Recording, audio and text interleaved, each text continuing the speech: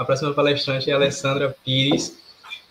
Ela é cirurgiã dentista pela UFES, mestre e doutoranda em saúde coletiva também pela UFES, pós-graduanda em patologia bucal pela SL Mandic, São Leopoldo Mandic, membra do núcleo de câncer oral da UFES, professora de graduação da UNEF, e embaixo está os contatos dela. Ela falará sobre câncer de boca, como reconhecer uma lesão com aspecto de malignidade. Boa noite, Pro. Boa noite. Deixa eu tentar aqui só um instante compartilhar com vocês. Pronto, okay. Me ajudem aí, meninos. Tem o nome Share Screen. Você pode clicar, aí depois você clica na tela e compartilha. Tá, tem 2 monitores. Você vai usar áudio? Sim, não. Eu quero saber se eu clico no primeiro ou no segundo. No primeiro. No primeiro. Isso. Pronto. Só um instante.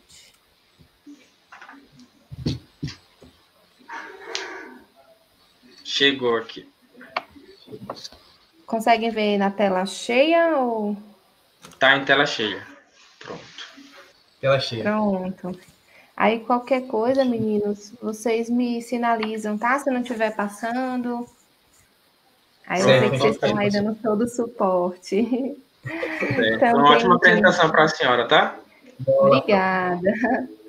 Bem, pessoal, quero iniciar dando boa noite a todos que estão aí nos ouvindo. Agradecer o convite da comissão organizadora desse primeiro congresso, né, multidisciplinar em saúde, sobretudo pelo convite mais diretamente dos meninos, David e Davidson, tá? Então, fico muito contente ver, né, o empenho deles para a montagem desse congresso, que eu sei que foi bem intenso, com muitos participantes, né, e também várias palestras, né, bem variado mesmo.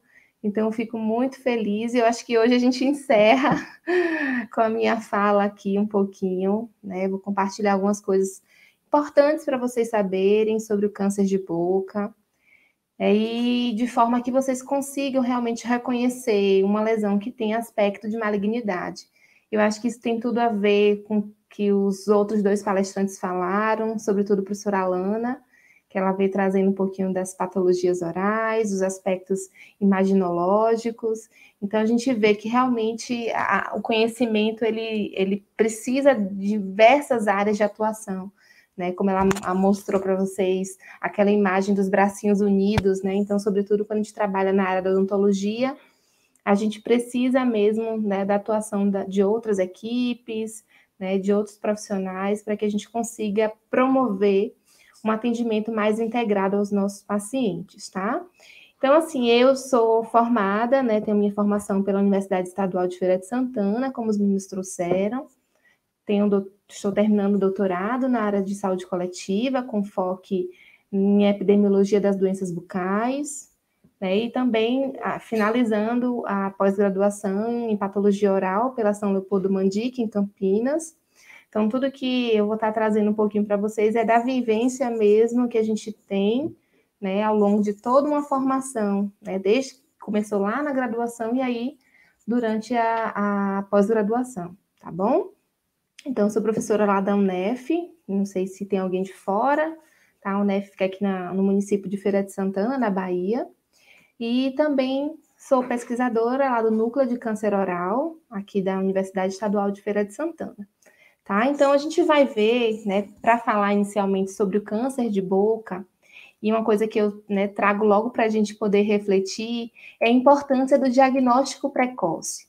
Tá? Identificar esses casos em estágios iniciais é de extrema importância, porque a gente consegue muitas vezes observar um melhor prognóstico para aqueles casos, consequentemente, garantir um tratamento adequado, e assim a gente vai possibilitar uma maior sobrevida para os pacientes, tá? O que muitas vezes a gente não identifica, né, esse diagnóstico precoce em muitos casos. Infelizmente, a gente tem pacientes que chegam na rotina do consultório já em estágios bem avançados, o que é ruim para o tratamento, ruim, bem como, né, para a sua sobrevida. Tá? Então, eu começo essa reflexão nesse sentido, né, que a gente possa né, ter esse olhar sensível, identificando essas lesões que têm aspecto de malignidade. E aí a gente vai ver um caso, né, eu trago bem rapidinho, desse paciente, ele tinha 42 anos, um paciente do sexo masculino, que compareceu lá ao serviço da UFES, o Centro de Referência em Lesões Orais, em que eu faço parte, e aí a gente vê que ele comparece ao serviço com a queixa de sensibilidade nos dentes anteriores, né, imaginando se tratar de alguma lesão no periápice do dente, né, entre as unidades 11 e o 21. E aí, né, com toda a avaliação feita, observou-se a presença de um aumento de volume nessa região anterior, foram solicitados exames de imagem, bem como realizado a biópsia nesse paciente, tá? Esse paciente já tinha passado por alguns outros serviços, né, imaginando realmente, ele até chegou a fazer o tratamento de canal das unidades 11 e 21, e depois, logo, em pouco tempo depois, ele procurou lá o nosso serviço para poder fazer essa avaliação, já que ele estava sentindo algum desconforto, né, a certa sensibilidade desses dentes anteriores. E aí, com toda essa avaliação minuciosa, solicitação de exames de imagem, e bem como a realização de uma biópsia, foi identificado que esse paciente ele tinha uma lesão maligna de células mesenquimais, tá? Que é chamada de osteosarcoma. Não sei se vocês já ouviram falar no osteosarcoma. É uma lesão muito agressiva, né? Um tumor maligno primário que vai acometer normalmente a estrutura óssea, tá? Não é muito comum em cavidade oral, tá? É mais comum em ossos longos.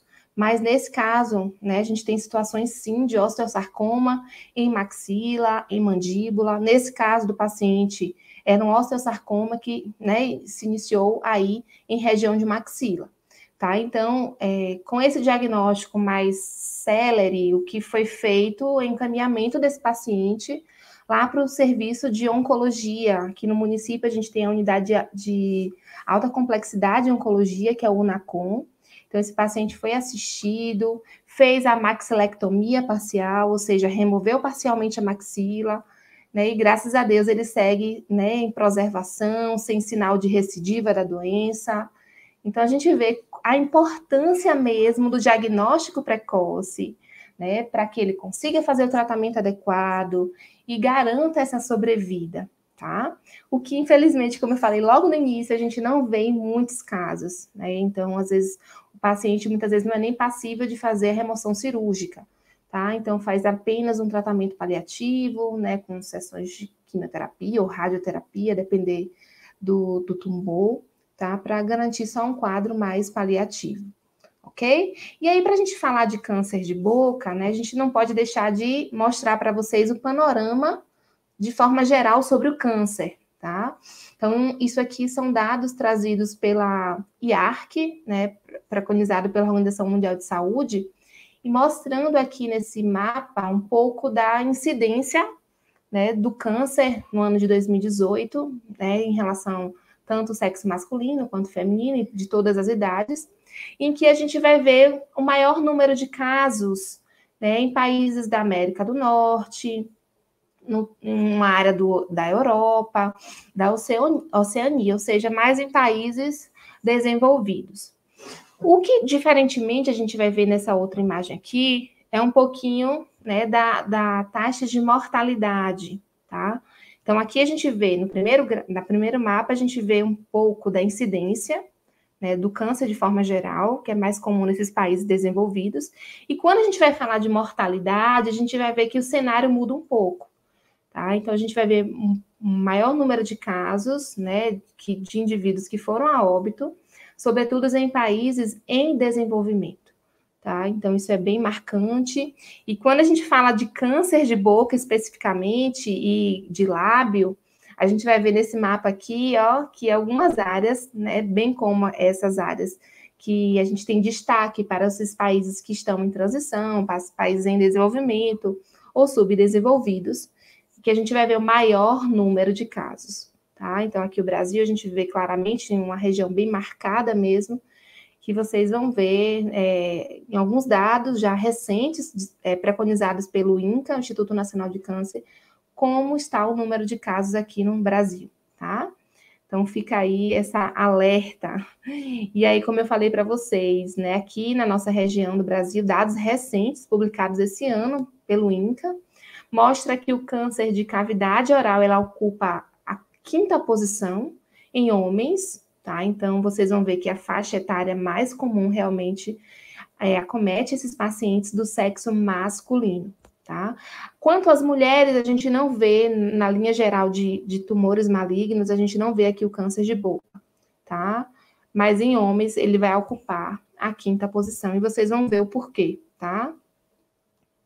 E aí, estimativas, né, como eu falei, bem recentes, mostrando um pouquinho da incidência, né, ou seja, desses novos casos, para esse triênio de 2020 a 2022, que seriam em média de 15.190 casos, e vejam que a maioria deles, cerca de 11.000, né, a gente vê essa frequência maior em homens, enquanto que cerca de 4.000 casos em mulheres. Então, o risco estimado seria de cerca de 10,69 casos novos a cada 100.000 habitantes para homens, enquanto que 3,71 casos novos a cada 100.000 habitantes para mulheres aqui na nossa região brasileira, tá?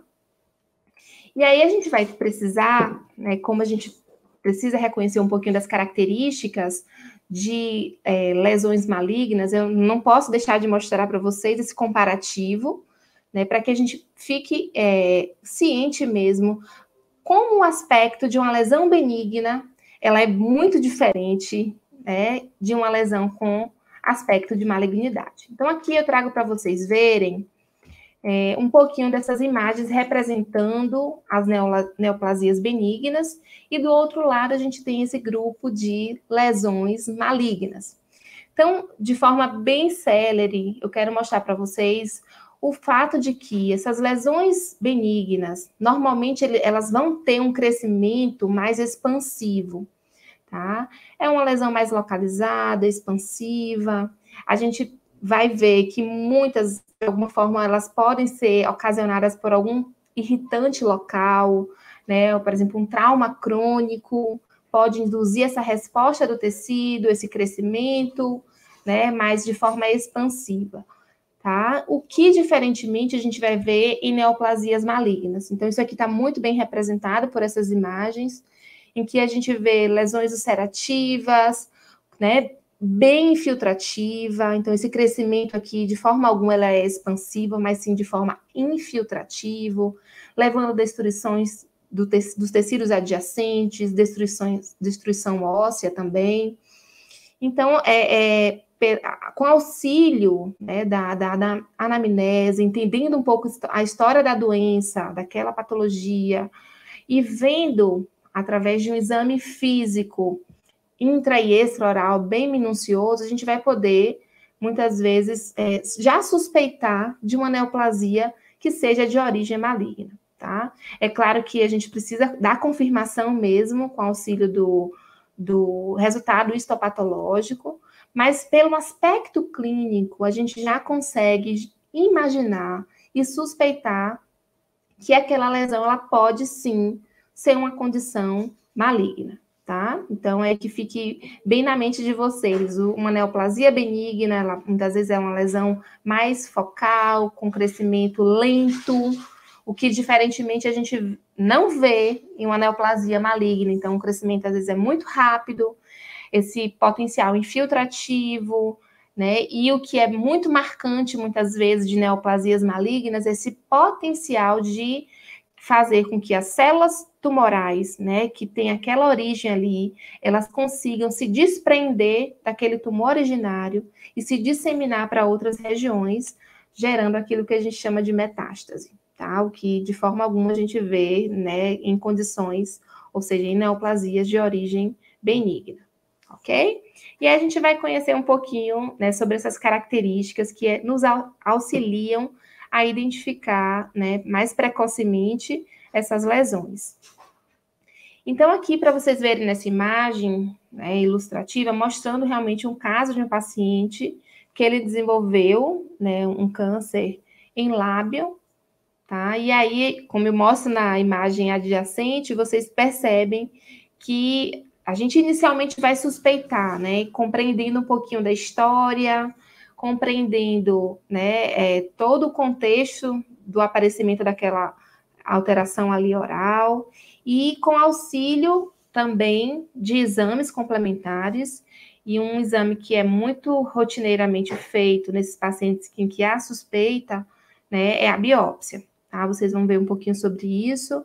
E aí a gente tem uma imagem histopatológica mostrando mesmo, né, um caso muito comum de carcinoma escamocelular em lábio, tá? Então, esse paciente, ele era agricultor, então ele se expunha muito ao sol, sem qualquer tipo de proteção, e aí desenvolveu o câncer em lábio, tá? Então, vocês precisam relembrar, né, quando a gente fala de câncer, lembrar que é uma doença multifatorial, tá? Então, a gente tem diversos fatores que podem estar envolvidos para o desenvolvimento da doença. Então, a gente tem fatores que vão desde fatores endógenos, que seria mesmo até a predisposição genética, tá? E fatores também ambientais, né, ligados a alguns hábitos de vida, como o consumo de tabaco, o do próprio álcool, até mesmo a exposição à radiação solar, tá? Então, são fatores também que podem estar envolvidos para o aparecimento do câncer, tá? Lembrar, gente, quando a gente fala de câncer de boca, cerca de 90, 95% dos casos que a gente pode atender, né, desses pacientes, normalmente eles vão desenvolver um tipo específico de câncer, que a gente denomina como carcinoma escamocelular. Tá? Então, boa parte dos pacientes que a gente atende na rotina, eles têm o carcinoma escamocelular, mas isso, né, não impede que a gente também identifique outros tipos de tumores, né, desde tumores de glândulas salivares, né, tumores ósseos também, tá? Então, a gente, de forma mais comumente, a gente observa essa frequência de carcinoma escamocelular, tá?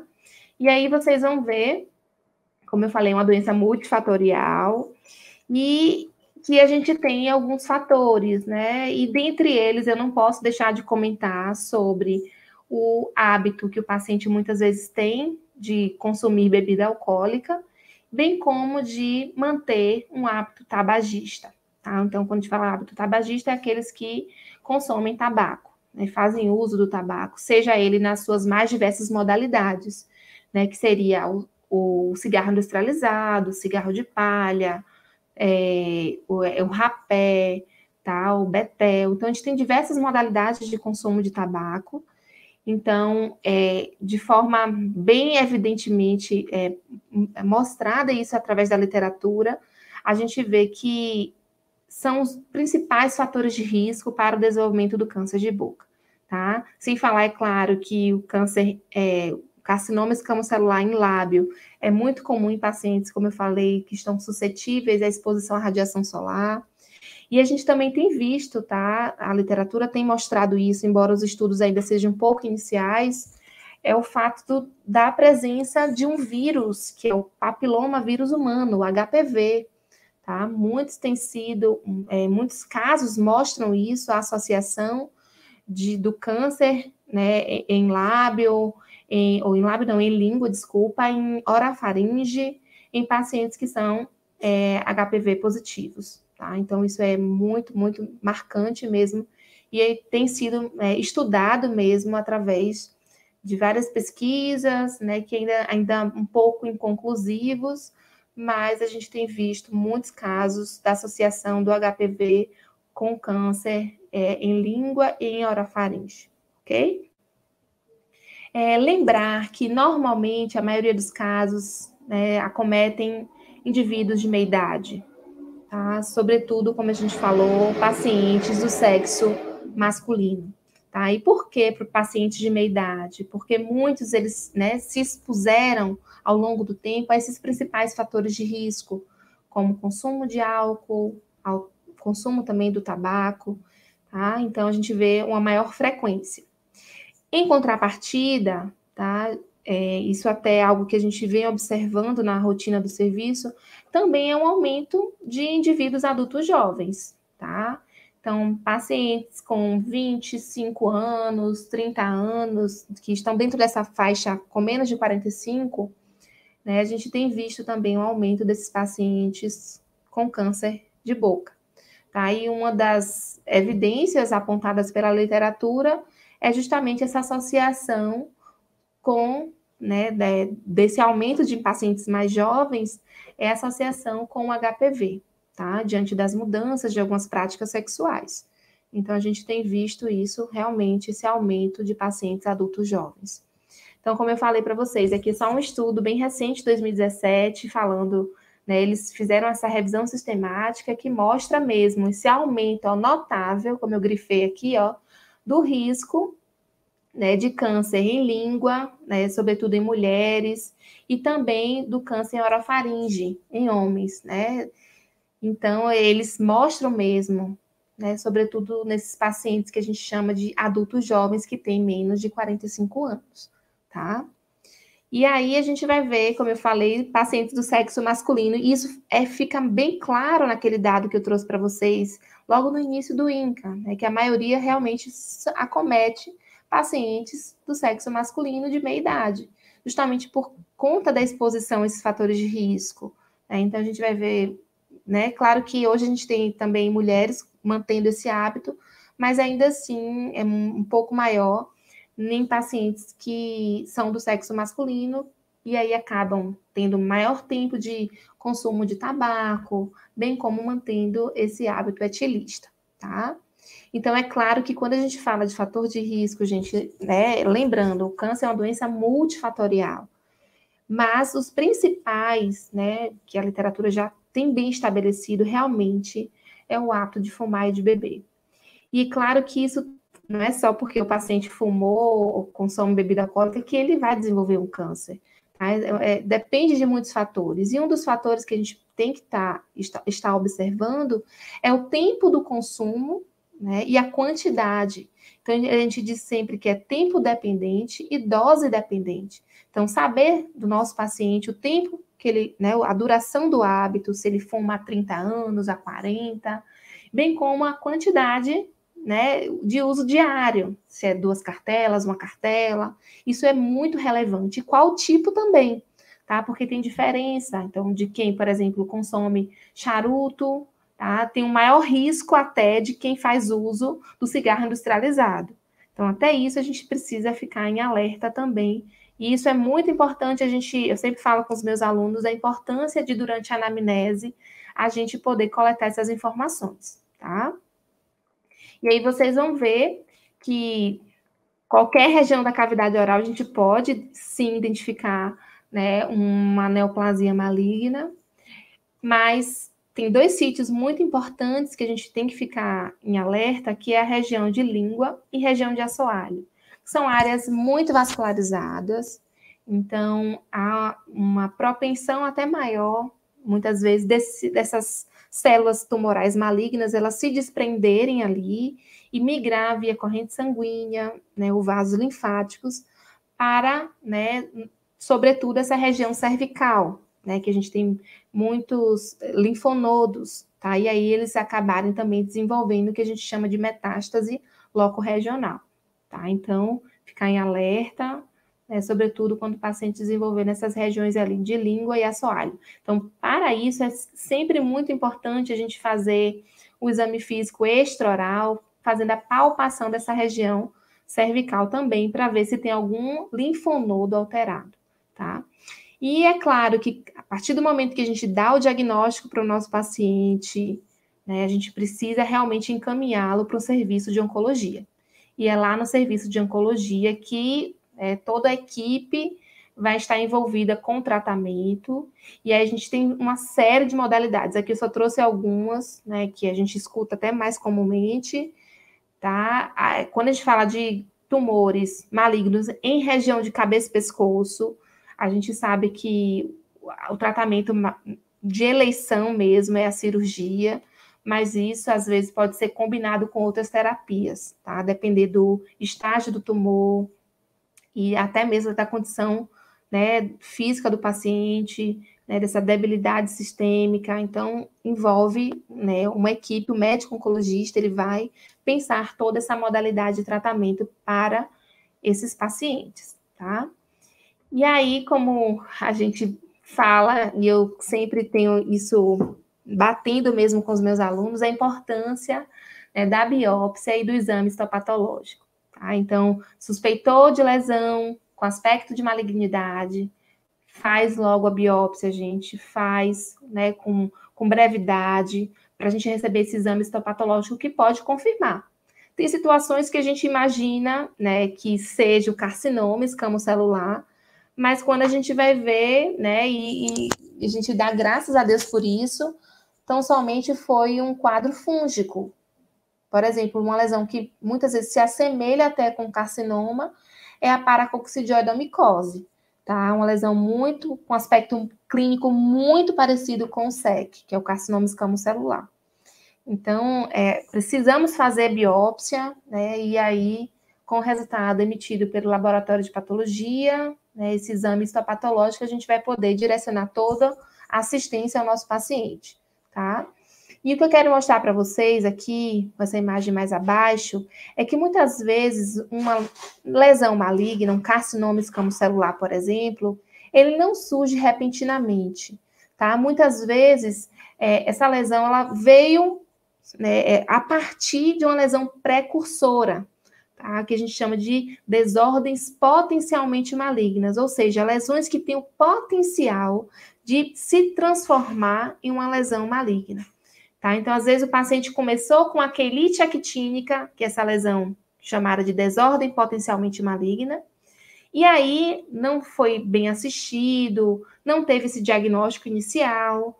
Então, essa lesão, à medida que ele continua a exposição à radiação solar, né, e muitos deles, por exemplo, que a gente tem casos aqui no serviço, são agricultores, ambulantes, então eles se expõem diretamente ao sol sem qualquer tipo de proteção.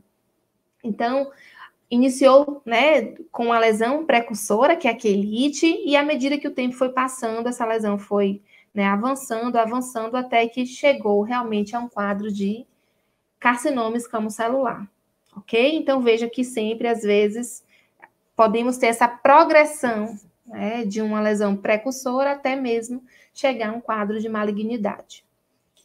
E aí vocês vão ver que para a gente fazer a biópsia, é claro que a gente precisa selecionar bem o local, né, realizar o procedimento de forma adequada e enviar esse espécime para avaliação do patologista oral, em que eles, né, vão conseguir emitir para a gente esse laudo, né, com o resultado do exame anátomo-patológico. E aí, com o resultado, a gente, né, dessa forma, vai poder direcionar o nosso paciente para um serviço de oncologia e lá ser feito, né, se for a cirurgia, as terapias combinadas com rádio, químio, tá, depender do estágio do tumor.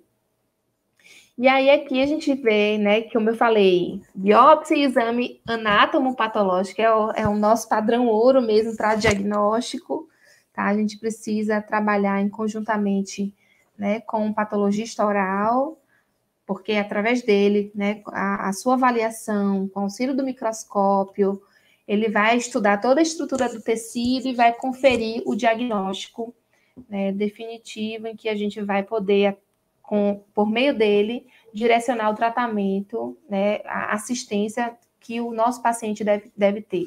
Se, como eu falei, não for uma lesão maligna, for tão somente um quadro fúngico, né, a depender do caso, a gente pode direcionar para o infectologista e aí lá fazer todo o tratamento com antifúngicos, tá? Mas realmente sendo, né, confirmando o diagnóstico de carcinoma escamocelular, a gente precisa realmente direcionar para um serviço de oncologia, tá?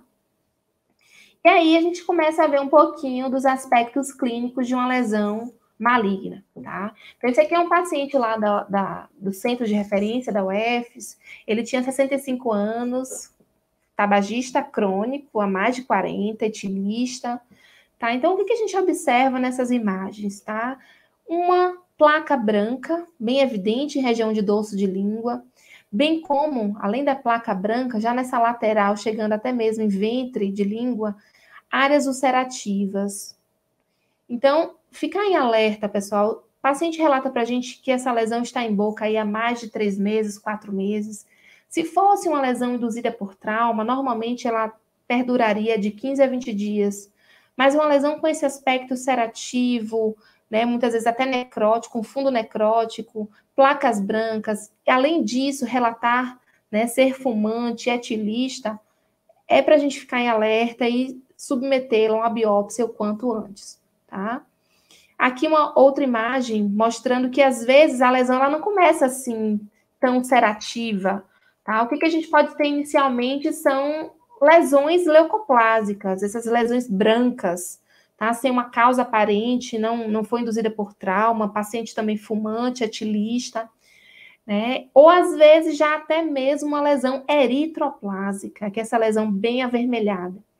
Então, às vezes começa com essa característica aí, uma lesão leucoplásica, eritroplásica. Por vezes, a gente começa também a observar essa lesão leucoeritroplásica. O que é isso? É uma lesão que tem aspecto branco e aspecto avermelhado. Tá? E aí, a partir daí, a gente já começa, quando a gente faz a manobra de palpação, a gente já sente aqui essas áreas, né, mais endurecidas, o que indicia que realmente já está havendo essa progressão aí do tumor, tá? Então, veja que não só aspecto ulcerativo a gente pode ver. Podemos observar uma lesão mais branca, né, ou uma lesão bem avermelhada, ou uma lesão leucoeritroplásica, tá? Então, a gente precisa realmente, né, ficar em alerta, sobretudo quando eles relatarem para a gente serem fumantes, etilistas, tá? E à medida que vai progredindo, a gente vai ver que é nada mais óbvio do que a gente observar essa lesão bem ulcerativa, com área importante de destruição óssea, tá? Com esse fundo necrótico, e que realmente está se infiltrando para os tecidos adjacentes, tá? Então, aqui a gente já pega uma lesão com um estágio um pouco mais avançado. Tá? Lembrar que essas lesões, né, de carcinoma escamocelular, normalmente nos estágios iniciais, ela é indolor. Então, o paciente não sente qualquer desconforto, nem percebe que tem a lesão. E aí, quando vai procurar o serviço, demora cerca de 1 ano depois. O que é ruim, né? Ruim para o diagnóstico, ruim para o tratamento, porque vocês sabem, como eu falei, o tratamento de eleição é o cirúrgico. E como a gente sabe que a cavidade oral é uma estrutura pequena, que tem muitas áreas importantes, né? Aí o tratamento cirúrgico muitas vezes é mutilador. Então ele vai precisar fazer uma maxilectomia, né? A remoção, ou seja, parcial ou total de maxila, né? Uma hemimandilectomia para remover também mandíbula. E sem falar que quando a gente tem casos em língua, o paciente vai, né, muitas vezes ser submetido à cirurgia para remover ou totalmente ou parcialmente aquela área envolvida ali do tumor em região de língua, tá? Então, fiquem alerta, entendam a história, né? Entendam um pouquinho sobre os hábitos de vida do paciente, entendam a história da doença, né? Há quanto tempo a gente observa aquela lesão ali, veja se tem sintomatologia dolorosa associada, porque às vezes, gente, quando o paciente chega com esse estágio aqui, ó, ele sente muita dor, dificuldade para se alimentar, já está com debilidade física, né? Às vezes eles chegam a depender da localização do tumor, com trismo, muito importante, tá? Além também disso, a gente vê aquele paciente com halitose bem intensa.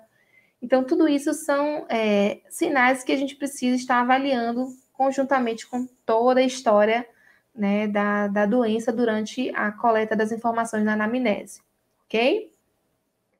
E aqui, para vocês verem, mais uma vez, um caso de carcinoma escamocelular em lábio. Como eu falei para vocês, às vezes em lábio começa com a quelite actínica, que é uma lesão precursora, uma lesão que a gente chama como desordem potencialmente maligna.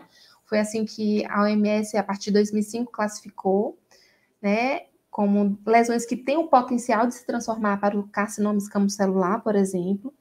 Então, iniciou com a quelite e o paciente continua mantendo, né, o hábito de se expor ao sol sem qualquer tipo de proteção. Não foi feita a biópsia, a gente não sabe como é que está aquele tecido, se tem algum tipo de displasia mais severa ou uma displasia mais moderada. E aí, quando a gente vai ver, o paciente já está com um quadro de SEC, que é o carcinoma escamocelular em lábio. Então, uma lesão ulcerativa, com formação muitas vezes de crosta. Se vocês palparem essa região aqui, vão sentir uma área de endurecimento muito grande, tá? E aí, o quanto antes deve ser feita a biópsia e encaminhar esses pacientes para o serviço de oncologia. Então, lembrar que quando a gente tem casos de carcinoma escamocelular em lábio, a maioria desses pacientes, né, são trabalhadores que se expõem diretamente ao sol.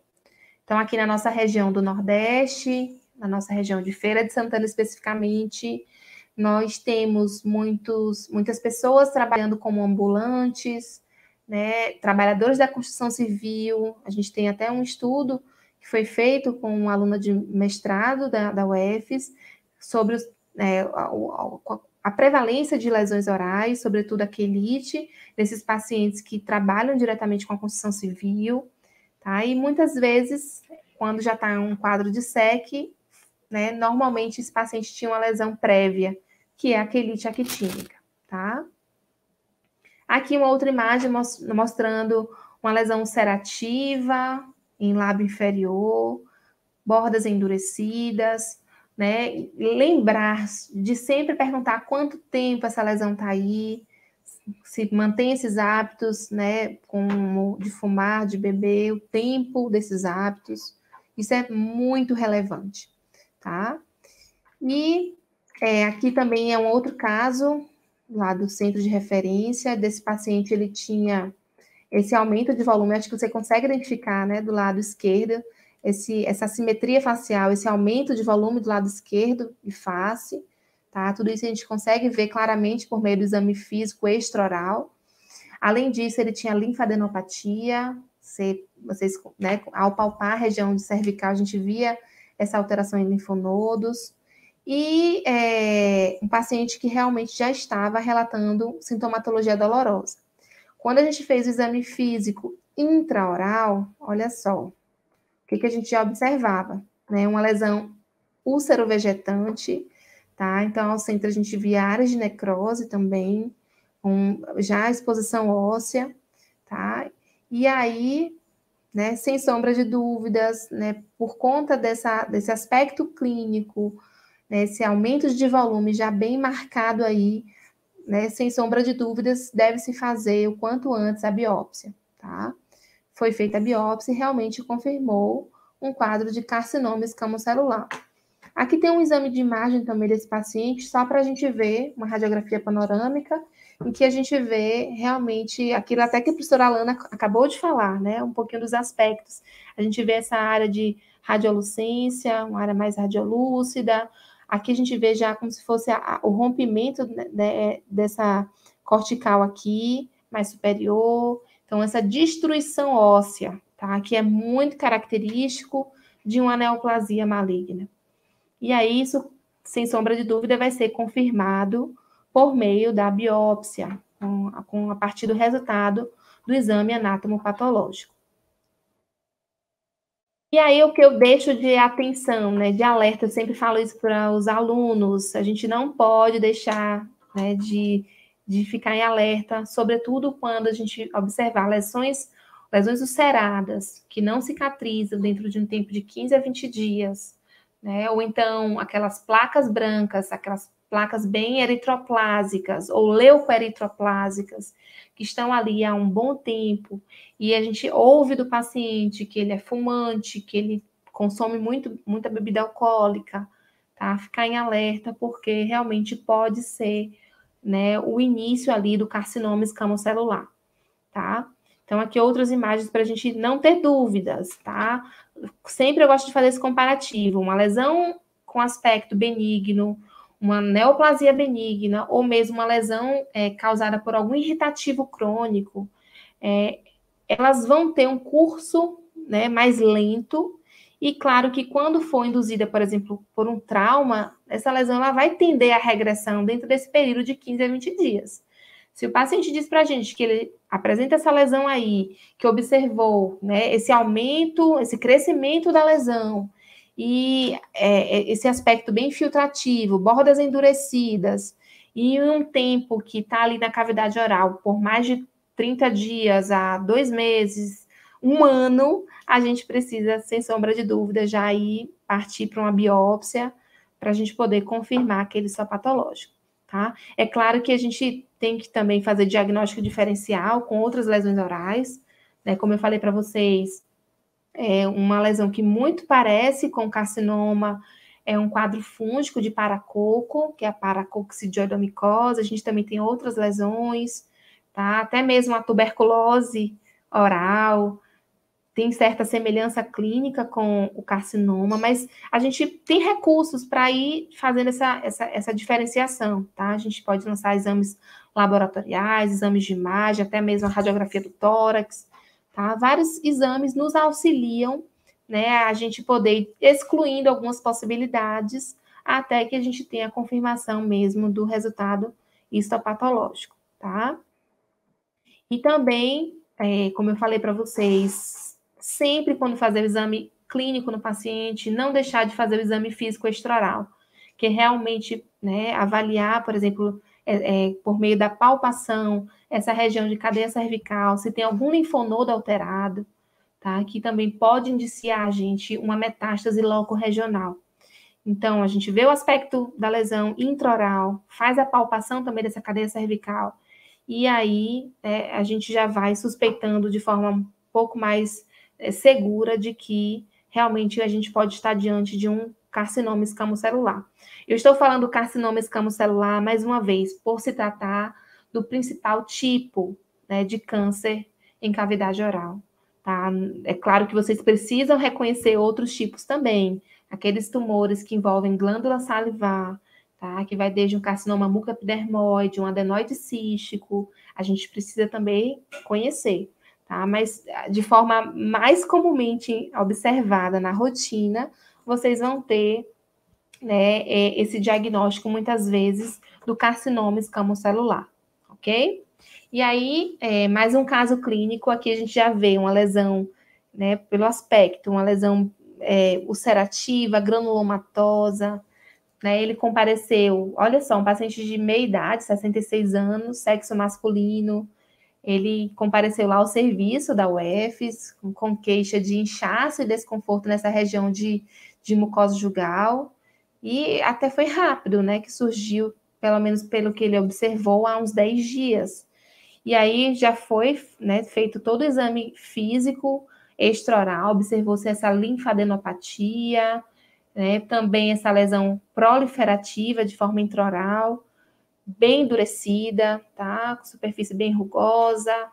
Então, partir logo realmente para o planejamento da biópsia. Às vezes a gente precisa requerer mesmo exames laboratoriais, saber um pouquinho da condição sistêmica deles, está tudo ok, para poder fazer esse procedimento que é a biópsia, tá? E aí, normalmente, a gente faz a biópsia incisional, que é a remoção parcial daquele fragmento, para poder ter a confirmação diagnóstica, ok? Então, tudo que eu estou falando aqui é para mostrar realmente a importância, né, de se fazer uma boa anamnese, um bom exame físico, tanto extra quanto intraoral, e claro que, sem sombra de dúvidas, né, a biópsia para poder haver a confirmação. E nesse caso, sim, confirmou, né, ser um caso de carcinoma escamocelular. Então, esse paciente já foi direcionado para um serviço de oncologia e lá planejado todo o seu tratamento, ok? Então, assim, o que eu tenho que deixar de dica, né, de alerta mesmo, a gente ficar atento. Essas lesões ulceradas que não cicatrizam por mais de 15 dias, placas vermelhas ou esbranquiçadas, né?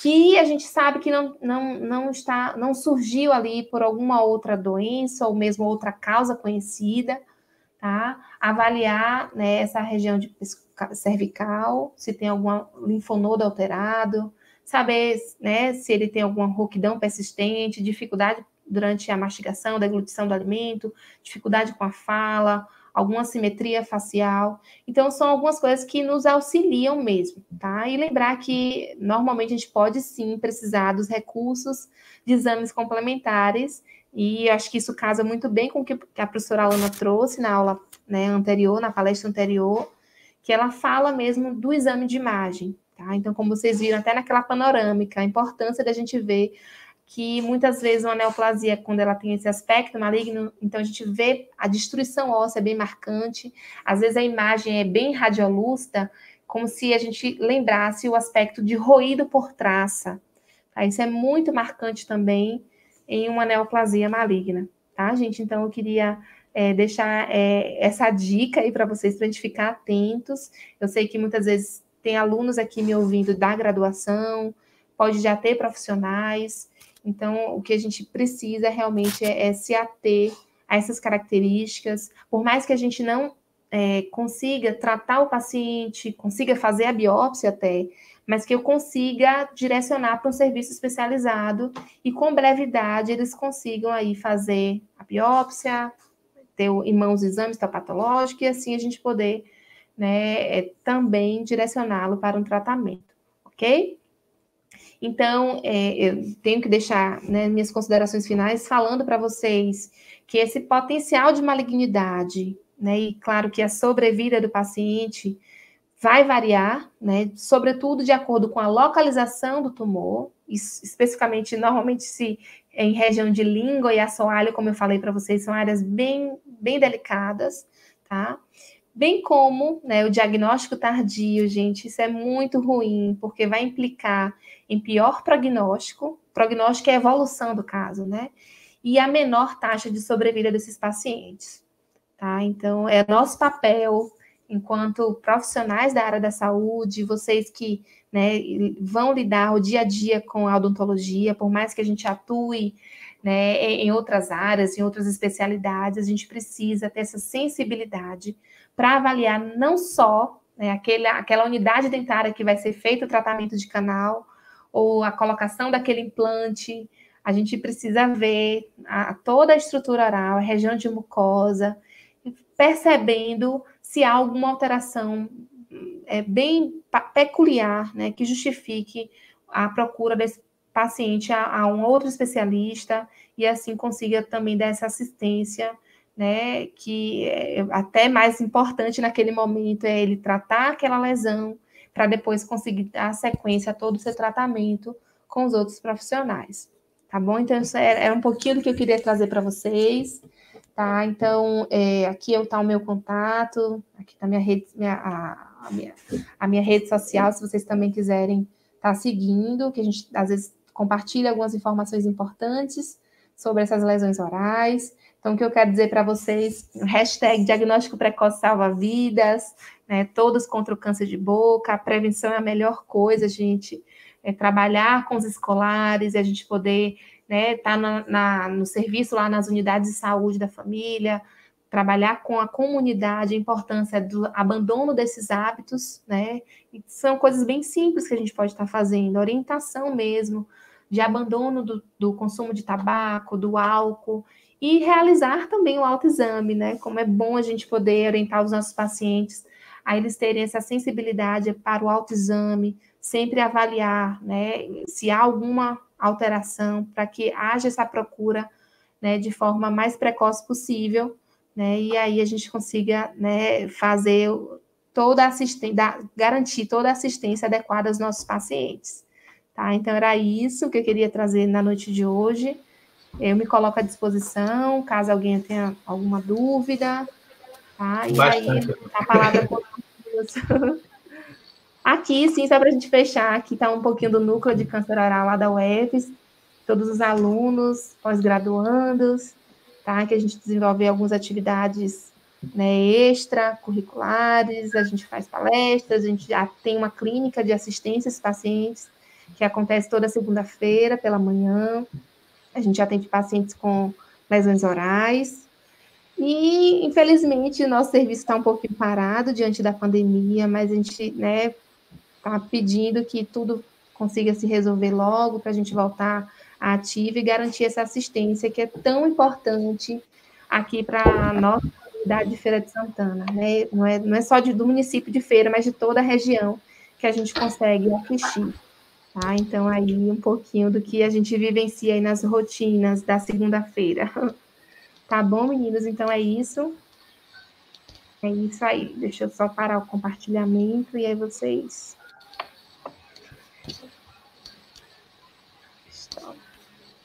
Pronto. Ok.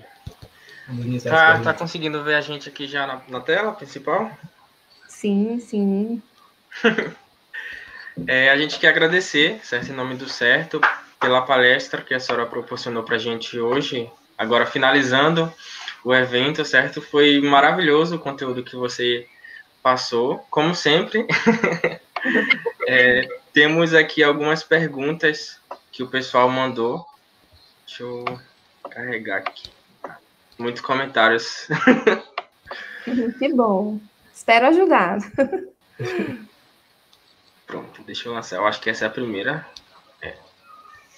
Uma biópsia realizada de forma incorreta pode dar o diagnóstico diferente do real ou não consegue se obter um resultado? A gente não consegue o resultado. Tá? Então, muitas vezes vocês podem fazer uma biópsia, às vezes um pouco mais superficial, que não pegou uma área bem específica. Então, o patologista, ele vai solicitar para vocês a repetição da biópsia, porque não vai conseguir chegar à conclusão diagnóstica, tá? Isso é muito comum mesmo. Tá? A gente não consegue, às vezes a gente não dá para fechar um laudo como carcinoma escamocelular, tá? E aí vai solicitar mesmo de vocês um novo procedimento, uma nova biópsia, tá? Ok. Tem outra pergunta tipo de Ayla, essa aqui. Ela perguntou, o câncer de boca pode infiltrar para a garganta e aí ser um de garganta também? Não é que vai infiltrar. O que pode acontecer, Ayla? Como eu falei, às vezes o tumor está localizado em alguma região da cavidade oral, seja, né, língua, assoalho, e aí, de alguma forma, as células tumorais malignas, elas conseguem se desprender, né? E aí pode gerar uma metástase, mas também, a depender da localização daquele tumor, essa lesão ela pode, né, ir aí se proliferando. Como a gente vê, é uma lesão infiltrativa, e aí pode chegar sim, né? Não é que vai ser um câncer de garganta, mas sim aquele tumor que está localizado em região bem posterior de língua, ela pode se disseminar, né, para a região, por exemplo, mais de orofaringe, tá? Não é que seja um novo tumor, mas é o mesmo tumor que ela, né, é uma lesão que está bem agressiva e que está se disseminando, né, para aquela região mais de orofaringe, tá certo? Seria como se fosse uma metástase? Seria isso? Não é ter metástase. Pode ter metástase nessa região cervical, mas o próprio tumor, né, diante da agressividade dele, pode se infiltrar para essa região bem posterior, né, de orofaringe, tá? Como a gente viu nas imagens ali, ó, alguns começam bem iniciais, aquela lesão ulcerativa bem inicial, mas que ao longo do tempo vai se proliferando, ficando aquela área bem granulomatosa. Então, os pacientes, às vezes, pode ter, sim, né, não conseguem se alimentar, eles têm que passar por um internamento hospitalar para poder, né, conseguir manter a alimentação por meio de uma sonda, porque realmente o tumor já atingiu outras estruturas, tá? Em virtude da sua infiltração, dessa capacidade infiltrativa deles, certo? Ok. Tem uma próxima, vamos lá. Da ela também. Toda lesão potencialmente maligna será um câncer? Não necessariamente, Ayla. Às vezes, uma lesão potencialmente maligna, a gente precisa dar uma avaliada no histológico, tá? Porque às vezes, se for um quadro de displasia severa ou um carcinoma in situ, a chance é muito grande, né, de se transformar em um quadro maligno, muito grande mesmo.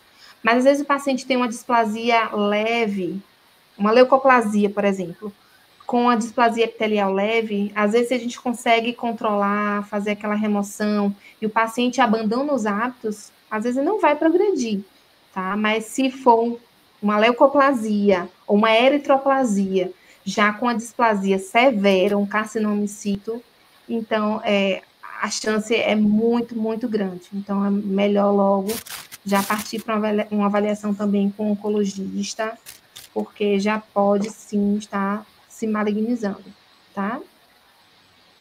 Ok. É por isso que também o termo da lesão mudou para potencial em vez de pré, né, então? que pré-dava aquela ideia de que poderia ser, que seria uma maligna um dia. Isso.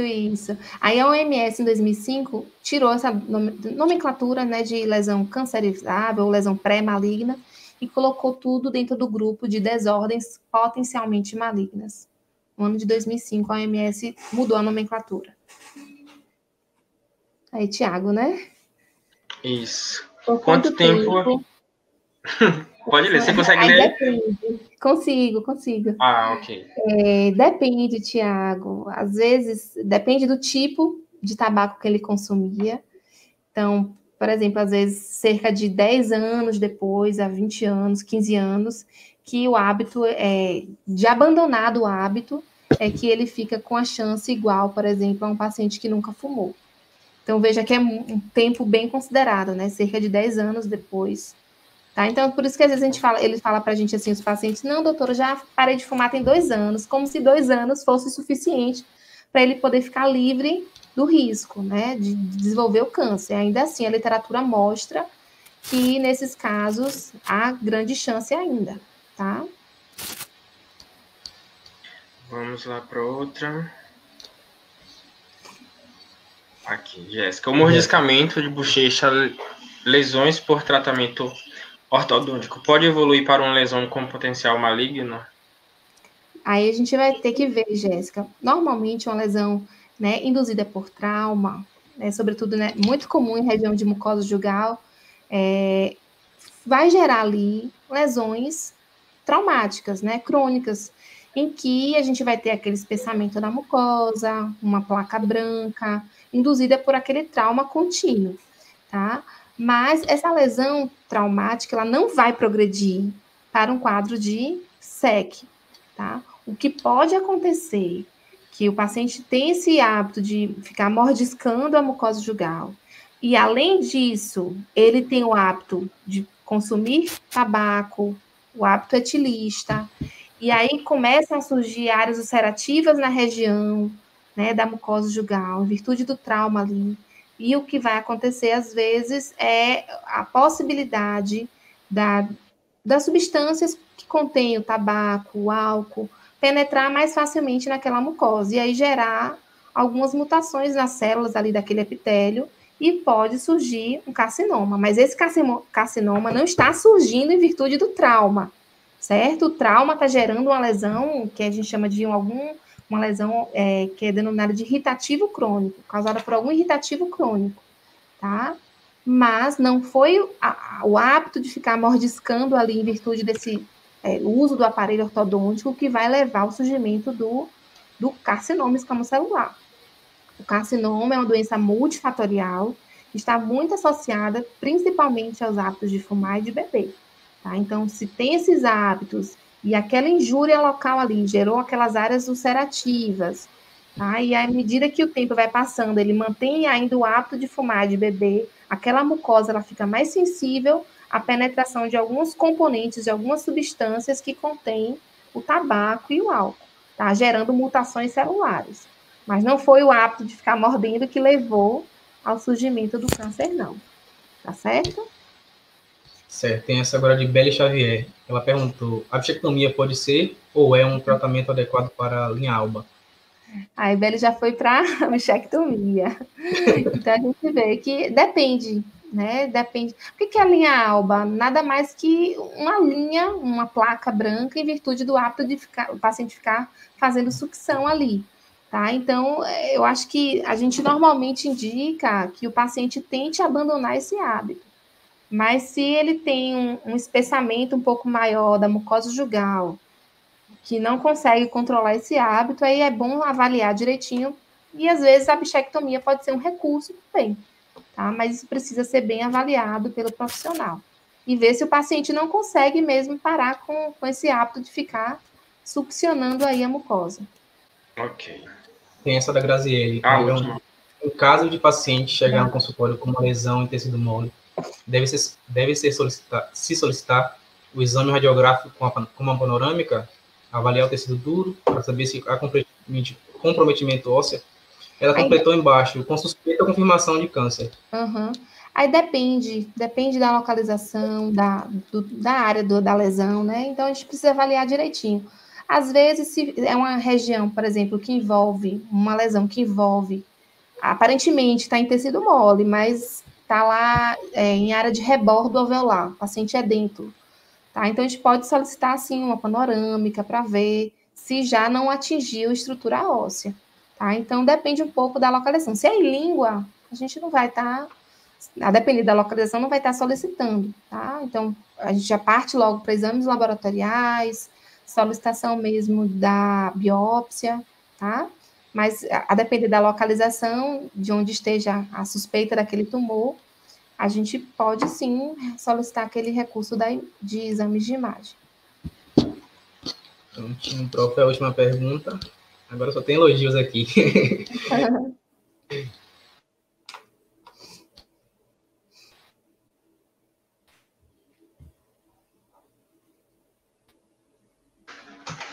Ok, prof. Acho que seus alunos resolveram todos vir assistir a senhora hoje à noite. Muito bom. Tá todo mundo aqui. Coisa boa. Vou botar esses meninos para estudar hoje no domingo, às 10h20 da noite. Lilian, Leila. Gente, eu agradeço, tá? Eu agradeço imensamente o convite. Eu quero externar, assim, o meu orgulho de ver os meninos, eu posso falar isso mais diretamente, Davidson e David, né, que a gente teve contato bem próximo durante a disciplina, ver vocês, né, juntamente com a equipe aí, se empenhando para fazer esse brilhante congresso. Assim, eu fico muito orgulhosa de vocês, a trajetória, eu sei que vocês terão realmente um futuro muito brilhante, né, um futuro profissional brilhante, acadêmico também, se quiserem seguir por essa área. E todos que estão aí na tela, né, os meninos que com certeza deram todo o suporte, é uma equipe aí forte para esse congresso dar super certo. Então, todo o meu orgulho por vocês, espero ter contribuído, né, um pouquinho com o meu conhecimento aqui, e fica só um abraço afetuoso aí para todos, tá bom? Muito obrigado, prof. Obrigado, prof. Beijo. Tchau, gente. Obrigada. Beijo, prof. Tchau.